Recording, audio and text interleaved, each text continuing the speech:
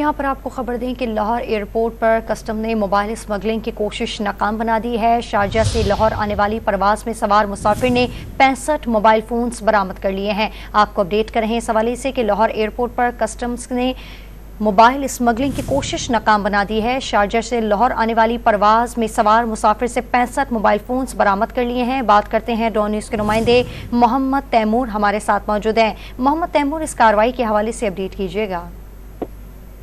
جی بالکل، کسٹم حکام کی جانب سے لاہور ایئرپورٹ پر جو ہے وہ کارروائی کی گئی ہے، اور یہ جو پرواز ہے PA 413 اس پہ یہ جو مسافر ہے سفر کر رہا تھا، اور 65 جو موبائل فونز ہیں وہ اس کے پاس تھے، جس پہ کارروائی کرتے ہوئے یہ برآمد کر لیے گئے ہیں اور مزید تفتیش کا سلسلہ جو شروع کر دیا گیا۔ اس حوالے سے کسٹم حکام کا کہنا ہے کہ کسی بھی صورت جو ہے اتنے موبائل جو ہے کوئی بھی نہیں لے کے جا سکتا، جس کی مالیت لاکھوں میں ہے، تو اس وجہ سے اس کے خلاف کارروائی کی گئی ہے، اس کو حراست میں لے لیا گیا، مزید تفتیش کا سلسلہ بھی شروع کر دیا گیا۔ موبائل اسمگل کرنے کی کوشش ناکام بنا دی گئی۔ تفصیل بتا رہے تھے محمد تیمور، آپ کا بہت شکریہ۔